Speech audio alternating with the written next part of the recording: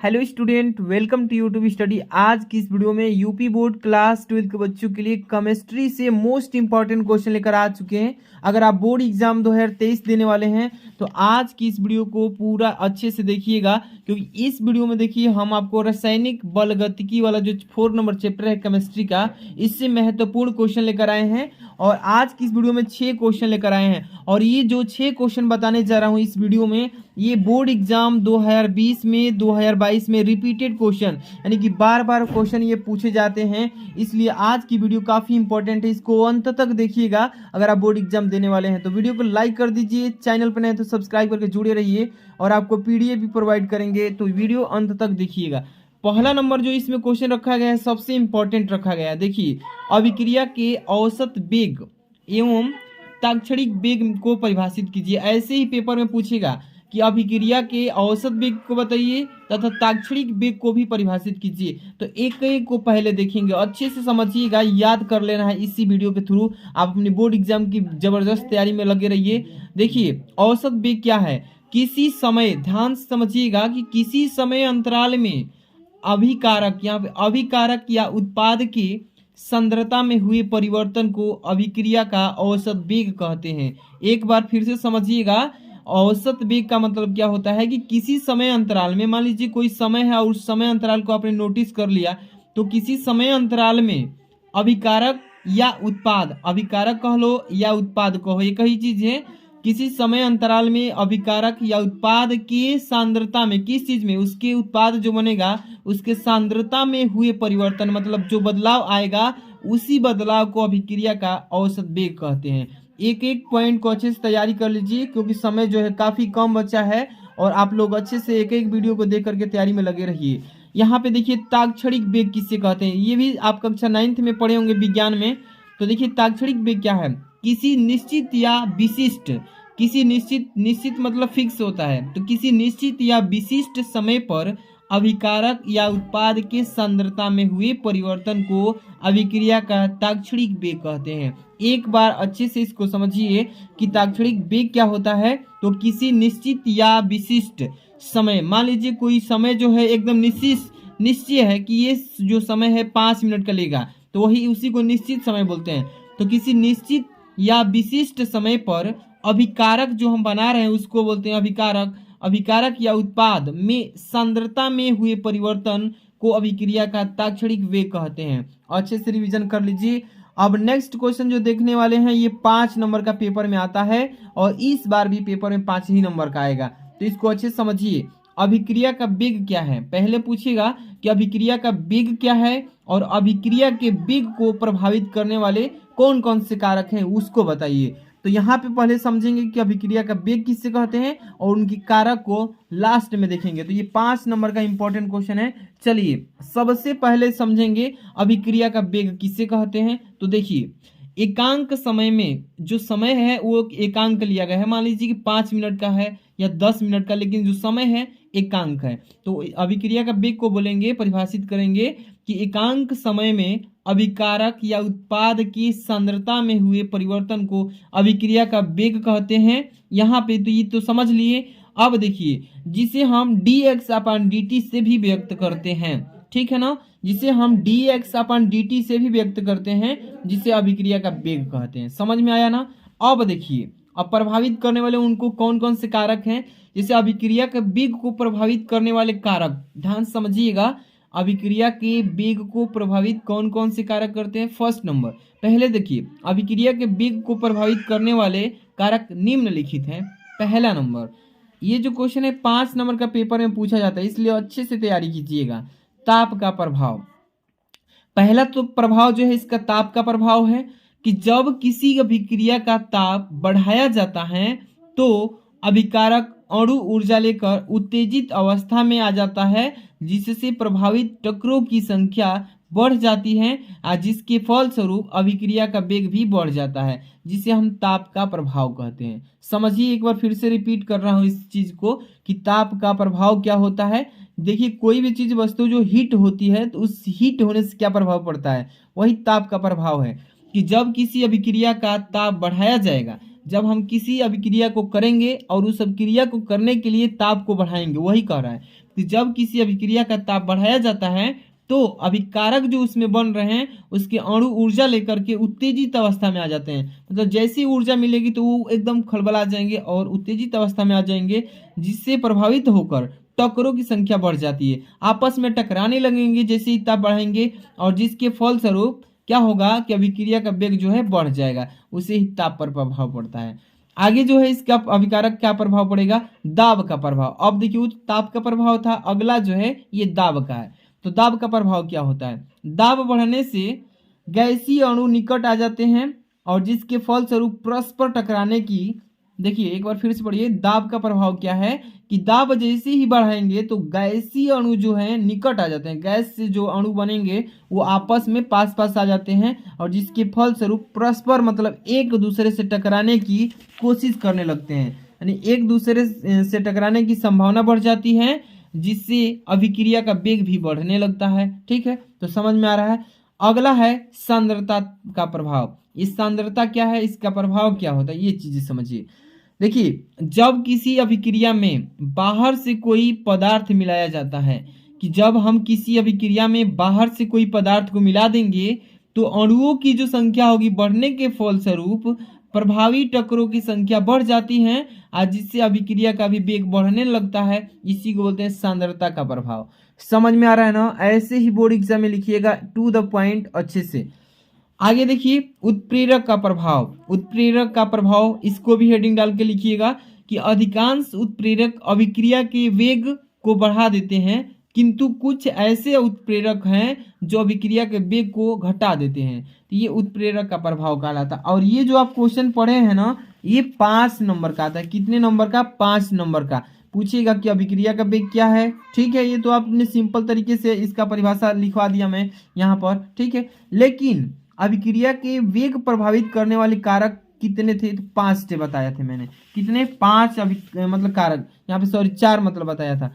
चारों को अच्छे से तैयार कर लिए हैं। आगे चलेंगे नेक्स्ट क्वेश्चन 3rd नंबर। इस वीडियो में मैं 6 क्वेश्चन बताऊंगा जो कि बोर्ड एग्जाम में एकदम 100 फिक्स है कि वही आएंगे। अच्छे से तैयारी कीजिएगा। यहाँ पे क्वेश्चन पढ़िएगा 3 नंबर की अभिक्रिया के आणविकता एवं कोटि को परिभाषित कीजिए। पेपर में इसी तरीके से पूछेगा कि अभिक्रिया के आणविकता एवं कोटि को परिभाषित कीजिए। पहला है क्वेश्चन इसमें, अभिक्रिया के आणविकता क्या है। अभिक्रिया के आणविकता क्या है इसको समझिए। किसी रासायनिक अभिक्रिया में भाग लेने वाले अभिकारक अणुओं की संख्या, फिर से समझिए कि किसी अभिक्रिया में भाग लेने वाले अभिकारक अणुओं की संख्या जो है, उस संख्या को अभिक्रिया की आणविकता कहते हैं। ठीक है ना, कि किसी भी रासायनिक अभिक्रिया में जो भाग ले रहे हैं, वो भाग लेने वाले अभिकारकों की मतलब अभिकारक अणुओं की जो संख्या होगी उसी को अभिक्रिया की आणविकता कहते हैं। समझ में आया। अभिक्रिया की कोटि, ये पूछा गया था क्वेश्चन में, तो अभिक्रिया की कोटि क्या है समझिए कि किसी रासायनिक अभिक्रिया में भाग लेने वाले अभिकारक अणुओं की वह न्यूनतम संख्या जिसके सांद्रता में परिवर्तन होता है, अभिक्रिया की कोटि कहलाती है। एक बार अच्छे से समझिएगा कि अभिक्रिया की कोटि क्या है। तो किसी रासायनिक अभिक्रिया में भाग लेने वाले अभिकारक अणुओं की वह न्यूनतम संख्या जिसके सांद्रता में परिवर्तन होता है, अभिक्रिया की कोटि कहलाता है। समझ में आ गया ना, अच्छे से तैयारी कीजिए। एक एक क्वेश्चन आप लोग के लिए इंपॉर्टेंट बनाया जा रहा है। अब हम बात करेंगे यहाँ पे नेक्स्ट क्वेश्चन 4 नंबर। ध्यान से देखिएगा, नेक्स्ट क्वेश्चन जो है ये 4 नंबर है। इसको देखिए कि अभिक्रिया की आणविकता एवं कोटि में अंतर बताइए। पेपर में पूछेगा, VVIP क्वेश्चंस बताए जा रहे हैं इस वीडियो में, तो अच्छे से इसको तैयारी कीजिए। देखिए क्वेश्चन लिखा है इसमें, तो पहले नंबर अभिक्रिया की आणविकता एवं कोटि में अंतर, यही ना अंतर, दोनों में डिफरेंस बताना है, अंतर क्या होता है। तो सबसे पहले यहाँ पे आणविकता एक तरफ लिख लेंगे, एक तरफ कोटि लिखेंगे। ठीक है ना, दोनों साइड में 2 टाइप की हेडिंग लगा लेंगे। यहाँ पे एक नंबर पहले आणविकता के बारे में लिखेंगे कि अभिक्रिया की आणविकता क्रिया विधि द्वारा ज्ञात की जाती है। पहला नंबर तो ये हो गया इसका अंतर। और दूसरा इसमें मतलब पहला कोटि में कि अभिक्रिया की कोटि प्रयोगों द्वारा ज्ञात की जाती है। इसमें जो है क्रिया विधि द्वारा ज्ञात की जाती है और इसमें प्रयोग के द्वारा कोटि में। ठीक है, आगे चलेंगे 2 नंबर आणविकता में देखिए, अभिक्रिया की आणविकता एवं सैद्धांतिक मान है। जो अभिक्रिया की आणविकता है एक सैद्धांतिक मान है, लेकिन जो अभिक्रिया की कोटि है एक प्रायोगिक मान है। ठीक है ना, यही डिफरेंट है। इसके आगे बात करेंगे डिफरेंट नंबर 3, अंतर नंबर 3 देखिएगा, अच्छे से समझिए। यहाँ पे देखिए, अभिक्रिया की आणविकता एक प्राकृतिक संख्या होती है, लेकिन जो कोटि की होती है, कोटि की मतलब अभिक्रिया की कोटि धनात्मक, ऋणात्मक, शून्य तथा भिन्नात्मक होती है। समझ में आ रहा है ना, ये अलग अलग होता है। यहाँ पे देखिए 4 नंबर, अभिक्रिया की आणविकता अभिकारक अणुओं की संख्या के बराबर होती है, लेकिन जो कोटि का होता है, अभिक्रिया की कोटि अभिकारक अणुओं की सांद्रताओं में परिवर्तन पर निर्भर करती है कि कितना बदलाव होता है, तब जाके उसका मान डिपेंड आएगा। आगे चलेंगे नेक्स्ट क्वेश्चन, यहाँ पे ध्यान समझिएगा 5 नंबर। 5 नंबर जो क्वेश्चन है काफ़ी इंपॉर्टेंट है, एक एक क्वेश्चन आप लोग के लिए बेहतर मतलब सेलेक्ट किया गया है। शून्य कोटि की अभिक्रिया को परिभाषित कीजिए एवं उनके लक्षणों को भी लिखिए। तो सबसे पहले शून्य कोटि की अभिक्रिया क्या है, इसको समझिए। शून्य कोटि की अभिक्रिया देखिए ध्यान से, कि ऐसी रासायनिक अभिक्रिया जिसमें अभिक्रिया का वेग अभिकारक अणुओं की सांद्रताओं पर निर्भर नहीं करती है, शून्य कोटि की अभिक्रिया कहलाती है। एक बार फिर से रिपीट कर रहा हूँ, ध्यान समझिए। शून्य कोटि की अभिक्रिया को कैसे डिफाइन करेंगे, कि ऐसी रासायनिक अभिक्रिया जिसमें अभिक्रिया का वेग अभिकारक अणुओं की सांद्रता पर निर्भर नहीं करती है, शून्य कोटि की अभिक्रिया कहलाती है। समझे। अब देखिए यहाँ पे शून्य कोटि की अभिक्रिया का वेग का समीकरण क्या होता है, dx/dt = k, जहाँ पे k एक वेग स्थिरांक के रूप में कार्य करता है। समझे ना, जो k है एक वेग स्थिरांक के रूप में कार्य करेगा, ये शून्य कोटि की अभिक्रिया कहलाएगी। आगे हम बात करेंगे नेक्स्ट में इसी में, कि शून्य कोटि की अभिक्रिया के लक्षण क्या हैं। तो शून्य कोटि की अभिक्रिया का लक्षण समझिए, कि देखिए पहला नंबर, कि शून्य कोटि की अभिक्रिया जो है, अभिक्रिया में अभिक्रिया का वेग उसके वेग स्थिरांक यानी k के बराबर होता है, यानी dx/dt = k, इसके बराबर होता है। पहला ये था लक्षण। दूसरा नंबर देखिए, शून्य कोटि की अभिक्रिया का वेग अभिकारक अणुओं की सांद्रताओं पर निर्भर नहीं करता है, कोई भी उस पर डिपेंड नहीं रहता है। दूसरा था ये। अब इसके बाद देखिए आगे नेक्स्ट, ठीक है। थर्ड नंबर, शून्य कोटि की अभिक्रिया में वेग स्थिरांक का मान मोल प्रति लीटर इंटू सेकेंड, या कह लेंगे mole into litre inverse into second inverse होता है। इस तरीके से भी इस चीज को यहाँ पे लिख सकते हैं। ये इसका दूसरा नंबर का लक्षण था। तीसरा नंबर के बाद चौथा देखिए, शून्य कोटि की अभिक्रिया निम्न समीकरण का पालन करती है। जैसे कि यहाँ पे देखिए जो k बराबर होता है, यानी कि k जो है ये आपका क्या है, मतलब वेग स्थिरांक = dx/dt, या इसी चीज को यहाँ पे डिफाइन कर सकते हैं k = x2 - x1/t2 - t1, ये दोनों आपस में बराबर होते हैं। ठीक है, तो ये था, ये मतलब 4 लक्षण थे। अब हम बात करेंगे यहाँ से नेक्स्ट क्वेश्चन की बात करेंगे, जो कि इस वीडियो में आखिरी क्वेश्चन होगा और very very important question select किया गया है।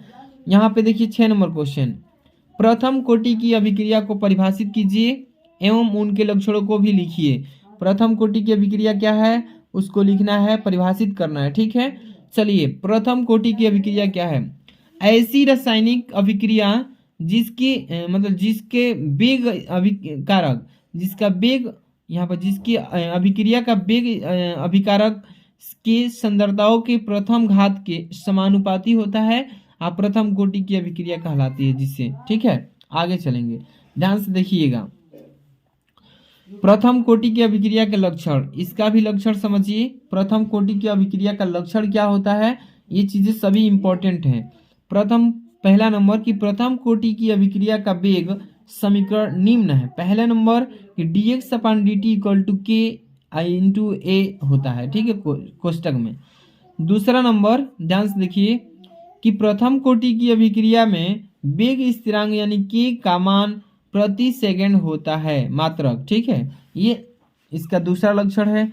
तीसरा नंबर ध्यान समझिए, यहाँ पे देखिए तीसरा नंबर यहाँ पर बताया गया है, प्रथम कोटि की अभिक्रिया निम्न समीकरण का पालन करती है। ठीक है, पहला मतलब k वेग स्थिरांक = 2.303/t log 10 और क्वेश्चन में a/a-x, ये जो है प्रथम कोटि की अभिक्रिया इसी समीकरण पर कार्य करती है। ठीक है, जहां पे थोड़ा बता देता हूं कि के जो है वेग स्थिरांक है, टी जो है समय है, ए प्रारंभिक मोल या सांद्रता है, एक्स वियोजित मोल या सांद्रता है, a-x शेष मोल या सांद्रता है। तो ये चीजें आपको अच्छे से जानकारी होगा तभी आप लिख पाएंगे। और यहाँ पर लिखेंगे कि प्रथम कोटि की अभिक्रिया का वेग अभिकारकों की सांद्रताओं की प्रथम घात यानी प्रथम घात के समानुपाती होता है। यही चीजें आपको समझना था। तो इस वीडियो के अंदर मैंने टोटल 6 क्वेश्चन बताया है और ये 6 क्वेश्चन में से 2 क्वेश्चन फिक्स है, पेपर में ऐसे ही आएगा। 5-5 नंबर वाले भी क्वेश्चंस बताए हैं मैंने। तो और वीडियो को लाइक कर दीजिए, चैनल पर नए हैं तो सब्सक्राइब करके जुड़ जाइए। ऐसे डेली आपको केमिस्ट्री, हिंदी, बायोलॉजी मतलब सारे सब्जेक्ट की वीडियो आपको मिलेगी। और इसका पीडीएफ आपको बता देता हूँ कहाँ से मिलेगा।